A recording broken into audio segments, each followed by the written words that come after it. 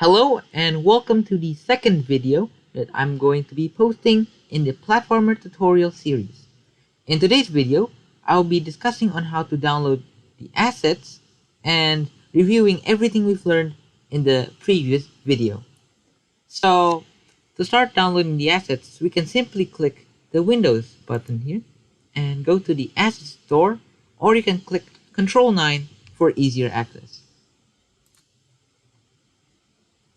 Okay, so when opening the asset store, I recommend having Wi-Fi or internet connection, as asset store in Unity is actually connected to the online version on Google Chrome or any of your browsers.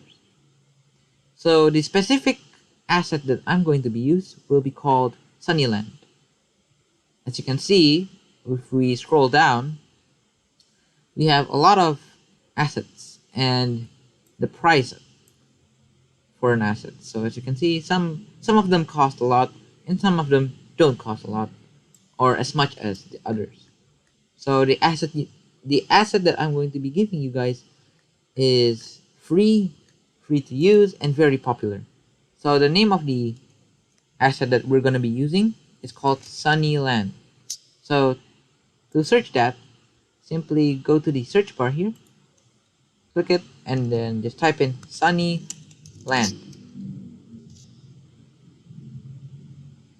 Once you do that, there's going to be options or assets going to be called as Sunnyland, and we're just going to specifically click on this one, the one that has a fox.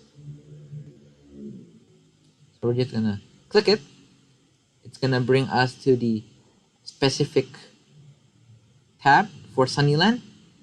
As you can see from here, Sunnyland is actually a very popular asset and it's given a 5-star review. So of course, this is very popular and very popular and very useful. So once you've clicked it, you can simply click on the import button to actually take the asset. Once you click it, there's going to be a lot of the assets and a lot of pictures that the asset already provided. You're going to be needing all of this, so you're just going to click import. But if you don't want a few of these pictures or the asset, you can simply uncheck it and it's not going to load. It's not going to be downloaded into your computer. But since we don't have any asset other than the Sunnyland, we're going to be needing all of these assets. So just click import.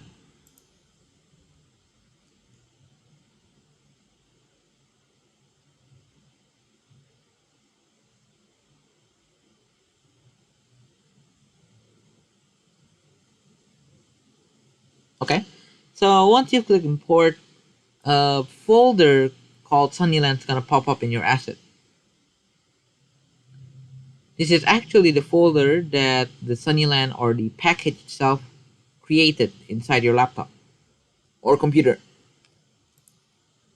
Now we can go back to the scene view by clicking the tab right over here at the top, and we are back to the scene view. So I'm going to be creating a new scene called Game Level 1.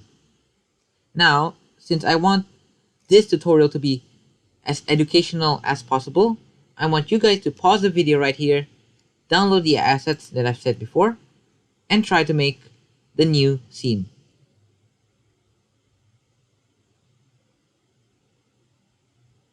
Okay, so once you've hopefully created the scene, good job for all of you who actually did it.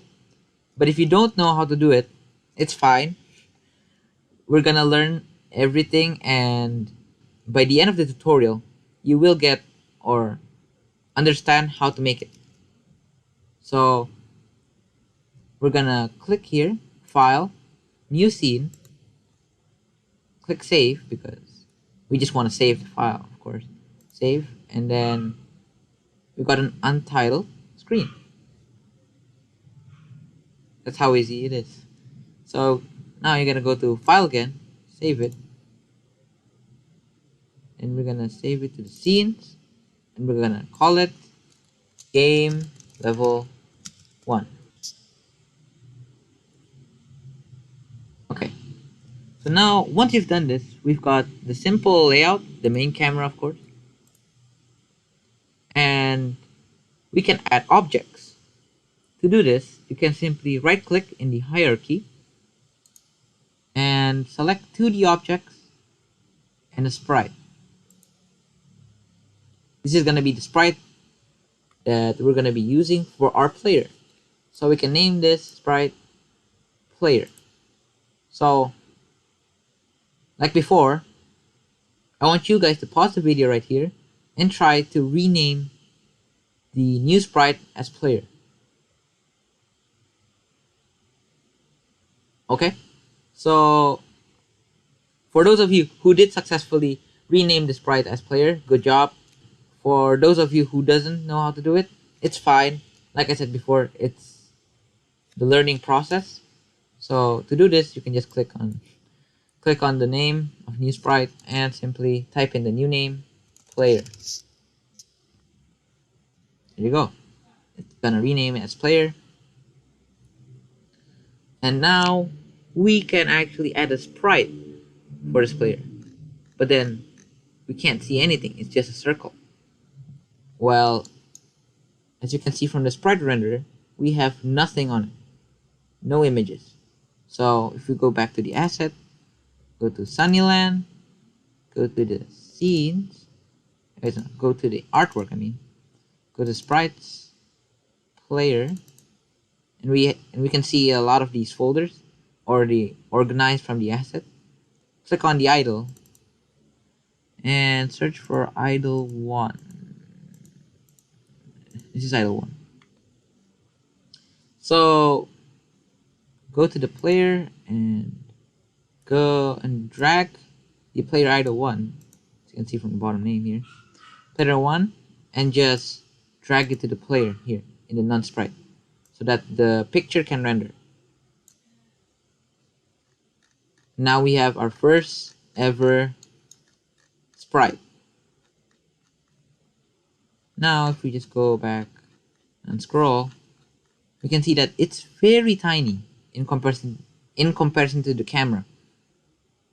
We can click on the game view here to see what the players see when the game is played, and we can see that it's so tiny. So the main reason why this is tiny is, of course, if you click here, it's gonna open like to the photos, and you can see that it's still tiny, right? But then if we count the pixels one by one, we can know that it's actually 16 by 16. So you can see that the pixels per unit of the sprite is 100. I've done the maths and it's supposed to be 16. You guys don't need to calculate this because it's usually specified, but then 16 is the pixel size needed for this asset. So we just shift. So we can simply click on all of this to actually apply it to all. To do so, click on the player idle, number 1, or any file that you want to drag from the initial point, and click the shift button and click on the object that you want to select last. In this case, it's going to be player idle 4. So player idle 1, shift, click player idle 4, and all of these will be selected. So like I said before, in Unity, we're just going to change the pixel size, pixel per unit of the sprite to 16. Click apply. Now all of these are supposedly 16 per pixel. See? 16, 16, 16. Okay, nice. So now when we go back to the game view, we can see that the player sprite is reasonably big, or just the perfect size. Okay, so now I want to actually show you guys what these tools are here on the top again, so we can revise and increase your knowledge in using these tools. So if we click the Q key, we can see that we got a hand for our cursor and we can move. But then in the game view, we cannot move. because this is of course the camera view. So this is only used in editor. Then, like I said before, if you know what we do to open the move tool, we click the W key and we can move it. As you can see, this is more effective when using a sprite. If we click the art tool, we can scale the sprite. It's more seenable than the previous video example. Then we're just gonna Control Z to make it normal again. Go to the rectangle tool and we can expand it in a square format. Control Z again. And yeah, like I said before, this is the combined tool. And that's it. Now, another feature in Unity that I really want to emphasize is the fact that when you click the play button right here, we can actually see that all the changes we've made in scene view isn't recorded. So let's pretend we can move the object to here and then click on the play button again to stop it. And as you can see, all the changes that we've made is actually reverted. The main reason is, of course, for the game engine to run, because let's imagine that the player is actually moving the game somewhere to like here, and then suddenly out of nowhere we click the play button again. Of course, it's gonna revert back so that we can easily continue making the game. Or not, like some objects like we destroy as players will be gone forever or lost forever. So this is actually a very helpful tool so that we can playtest our game. But then at the same time, it's a very dangerous mistake because sometimes when people make Unity, they forgot to unclick the play button and all the changes they've made is gone. So always make sure that the play button is off when editing. Okay. So another thing I'm going to be discussing in this video is actually the tile sets. So as you all know, all games in Unity, all games in 2D platform in general actually require tiles. So luckily in Sunnyland, they also provided the tiles. So if we go to environment, oh wait, let me restart. So if we go to assets, go to Sunnyland, go to artwork, environment, and go to the tile sets right over here. So this asset is already kind enough to give us the sliced version of the tile set. But since this is going to be a learning process starting from scratch, so we're just going to go to the tile set and cut it ourselves. So to do this, we can simply go to the tile set and then click on the sprite mode to multiple because this is not just one image. And then go to the sprite editor, go to apply, click on the apply button, and then we can go to sprite editor and slice this and go to grid by cell size. And then of course it's 64 and 64. Click on slice. 16 by 16 I mean. Because this asset requires everything to be 16 by 16.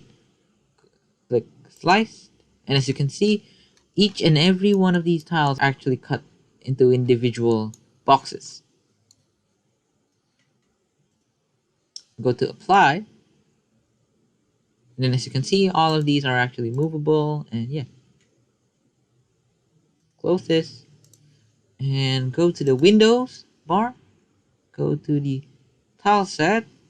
Window tile palette. Simply drag this tile palette out. Usually what you will see is this, but then I'm just going to drag the tile palette beside the inspector.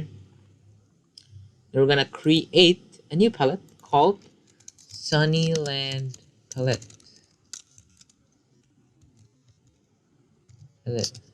But before we do this, I recommend making a new folder in our assets so we can actually classify what is a tile set and what is an image. So to do this, wait, instead of me showing you guys how to do this, I want you guys to try to create your own folder and call it Tilesets. Okay, so pause the video right here and make a new folder in the asset. Make a new folder here and call it Tileset.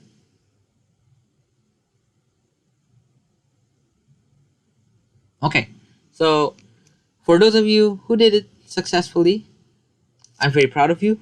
For those of you who don't know how to do it, it's okay. We can simply right click on the assets and click on create and go to folder. And then it's gonna ask us to rename it and just type in tile set. So now we can go back to this process and create the Sunnyland tile set and click create. It's gonna ask us which folder we're gonna choose to do, and we can do this by clicking on the tileset folder that we've created just now. Click on it, click select folder, and then we're gonna go to our Sunnyland asset, to the tiles just now that we cut, and just drag all this here. And it's gonna ask us where we're gonna save this. We're gonna go to the assets because everything is in the assets. I'm gonna go to the tile set and just select folder. It's gonna input all the tile sets image that we cut just now into that folder.